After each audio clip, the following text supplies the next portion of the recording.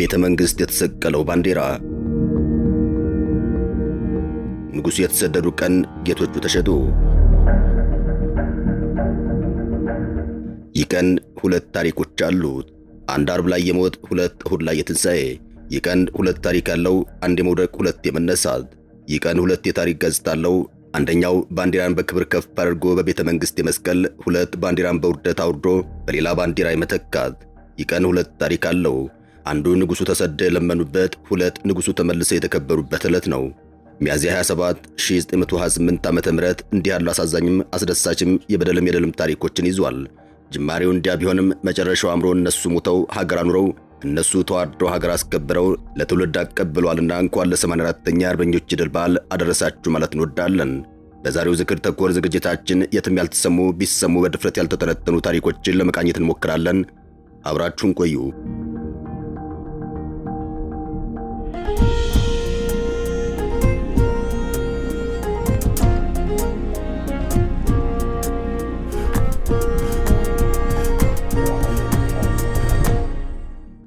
ጣሊያን ያልጠበቀችውንና ይሆናል ብላ ፈጽሞ ያልገመተችውን ድል ኢትዮጵያ በአድዋ ተራሮች መካከል ተቀብላለች።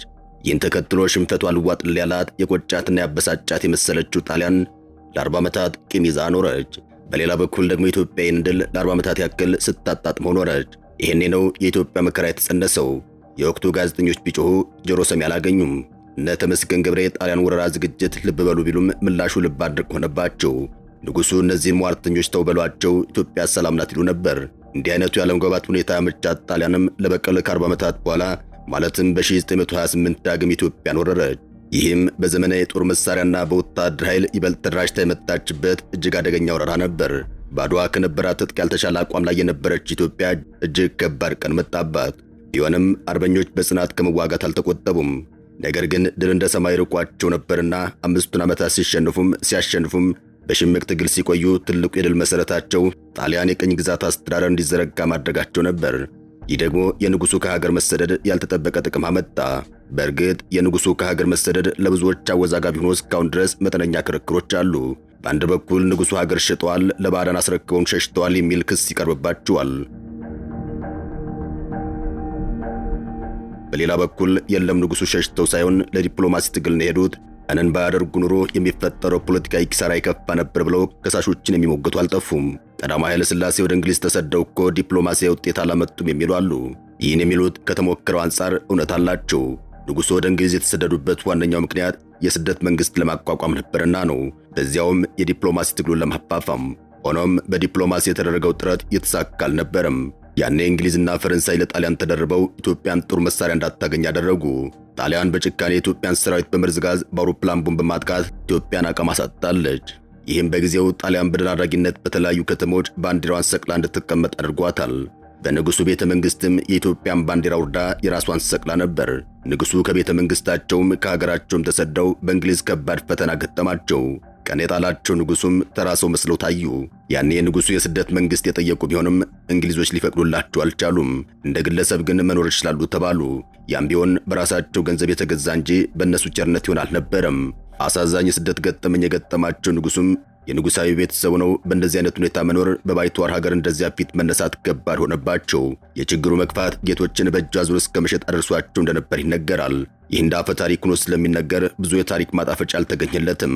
ምናልባት ንጉሡ በሰው ሀገር የገጠማቸውን ከባድ ፈተና ለማስረዳት ጥሩ ማሳያ ሊሆን ይችላል።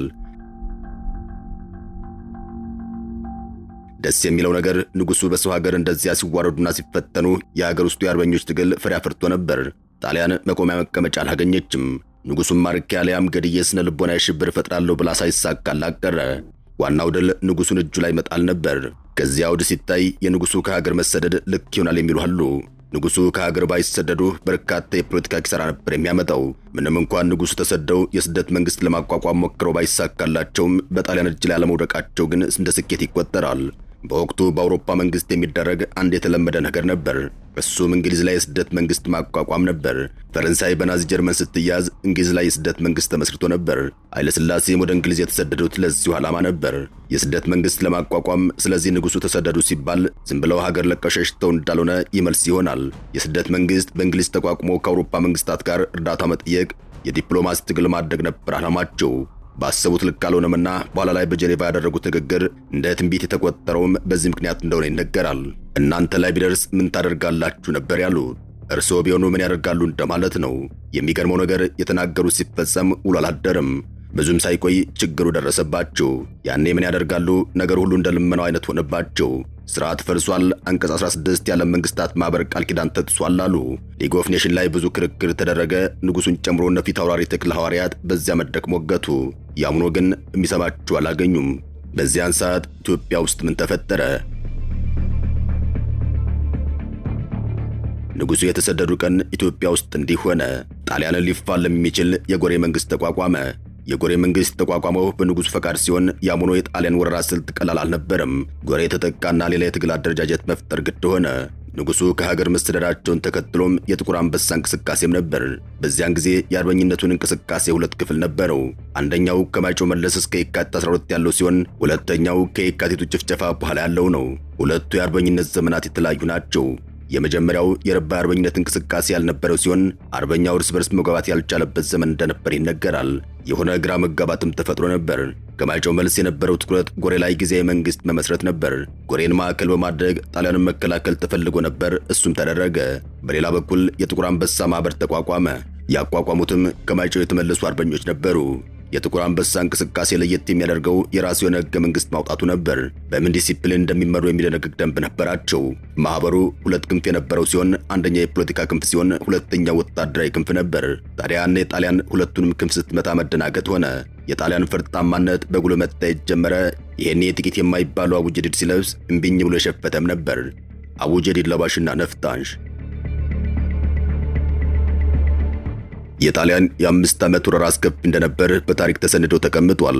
የቀኝ ግዛት አስተዳደር ለመዘርጋት የተደረገው ግብግብ መሬት ባይዝም ህዝቡን ክፉኛ ፈትኖት ቆይቷል። ያኔ ታዲያ ህዝቡ በሚሆነው ነገር ተደናግጦ መንታ መንገድ ላይ ቆሞ ነበር። በንጉሱ ያኮረፈ ሁሉ ለጣሊያን ይሰራ ጀመር። በዚያም ህዝቡ ድንጋጤ ውስጥ ገባ። የመሳሪያውን አይነትና የጦሩን ስርዓት ሲመለከት ከዚህ ለሰማይ ለምድር የከበደ ኃይል ጋር ማን ይዋጋል ይባል ነበር። በዚህ መልክ ተስፋ መቁረጥ ሲመጣ ጣሊያኖች ህዝቡን ለማሸበር ዘመቻ ከፈቱ። ሙስሊም ጋር ሲደርሱ ለሙስሊሞች ብለን የመጣ ነው ይላሉ። ክርስቲያኖች ጋር ሲደርሱ ደግሞ ለክርስቲያን ብለን የመጣ ነው ይላሉ። ሌላ በንጉሱ አስተዳደር ቁርሾ ያለበትን ለመሳብ ንጉሱ እንዲያደርጓችሁ ነበር አይደል? በሉኛ መጣንላችሁ፣ ልናሰለጥናችሁ መጣን እያሉ የተቸገረውን አቡጀዴ እያለበሱ አማለሉት። እናም ጣሊያን ተሳካላትና አቡጀዴን ለባሽ እየበዛ መጣ። የዚያኑ ያክል ነፍጥ አንስቶ ጫካ የሚገባውን በዛ። ውሎ አድሮ አርበኝነቱ የሁሉም ህዝብ ሆነ። ከተማ ያለውም ቢሆን የውስጥ አርበኛ ለመሆን በቃ። ገጠር ላይ ያለውም ወደ ጫካ ገባ። እናም ሁሉም ቦታ ለአርበኝነቱ ተከታተለ። ብልጭልጭ ነገር የሚገፋ ብቻ ሳይሆን ነፍጥ አንሺ በዛና አቡጀዴን ለባሽ ጠፋ። ኢትዮጵያዊነት ኩርነት የሚለው ወኔ የተፈጠረና ጣሊያንን መውጫና መግቢያ መቆሚያ መቀመጫ ሳጥቷት። ከ40 ዓመታት በኋላ በ1928 ዳግም ኢትዮጵያን ስትወር በዘመናዊ ጦር መሳሪያና በወታደር ኃይል ይበልጥ ተደራጅታ የነበረ ቢሆንም መጨረሻ ላይ ግን አሸናፊ አላደረጋትም። ሚያዝያ 27 1928 የጣሊያንን ጦር ድል ለማብሰር የኢትዮጵያን ሰንደቅ ዓላማ አውርዶ የጣሊያንን ባንዲራ ሰቅሎ ነበር። በኋላ ቤተ መንግስት ላይ ተሰቅሎ የነበረ የጣሊያን ባንዲራ ወርዶ የኢትዮጵያ ባንዲራ በክብር ተሰቀለ። ከስደትና ከድል በኋላ ባንዲራው በቤተ መንግስት በክብር የሰቀሉት ራሳቸው ንጉሱ ነበሩ። የስደት መንግስትን ለማቋቋም እምቢ ብላ የነበረችው እንግሊዝ በኋላ በጠላት የጠላት ለኢትዮጵያ በሰጠችው ወታደራዊ ድጋፍ ቀዳማዊ ኃይለ ሥላሴ ወደ ሀገራቸው ሊገቡ ችለዋል። የ1928 ድል በዓል በንጉሱ ዘመን ሚያዝያ 27 በየዓመቱ ይከበር ነበር።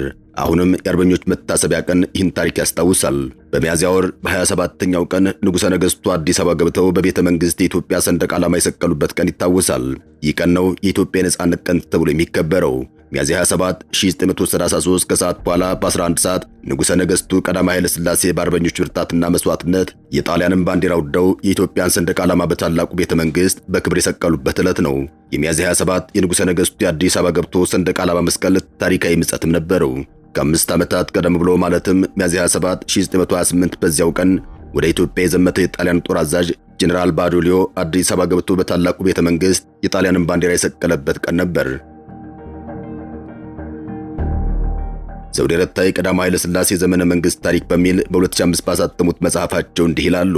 ልክ በ5 ዓመቱ ማለትም ሚያዝያ 27 ቀን 1933 ደግሞ ንጉሠ ነገሥቱ በከፍተኛ ጀብ እኩለ ቀን 6 ሰዓት ላይ ከታላቁ የዳግማዊ ምኒልክ ቤተ መንግስት አደባባይ ላይ አረንጓዴ፣ ቢጫ፣ ቀዩ ሰንደቅ ዓላማችን መልሰው ሰቀሉት። የክብር ዘብ ተሰልፎ በራስ አበበ አረጋይ የሚመራው 10 ሺህ አርበኞችን የያዘው ጦር ዙሪያውን በአገር ፍቅርና በብሔራዊ ስሜት እንደቆፈጠነ፣ በሱዳን በኩል የመጣውና በሻለቃ ውንጌት የሚመራው የጌዲዮን ጦርም ተሰልፎ መድፉ ተደጋግሞ የተተኮሰ ሰንደቃችን በክብር ከፍ አለ እያሉ የወቅቱን ድባብ ተርከውታል።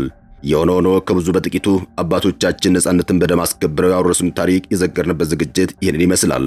ዛሬም ትውልድ የራሱን ፈተና አሸንፎ ሀገር የማስቀጠል ኃላፊነት እንዳለው በባለስልጣናት ጭምር በስፋት ሲመከርና መልእክት ሲተላለፍ ተመልክተናል። ምንም እንኳን እንደ ሀገር የገጠመን ፈተና እንደ ድሮው ከውጭ በመጣ ወራሪ ባይሆንም የእርስ በርሱ በቀላሉ የሚታይ አይደለምና ሰላሙ እንዲመለስልን ምኞታችን ነው። በቸር ያቆየን።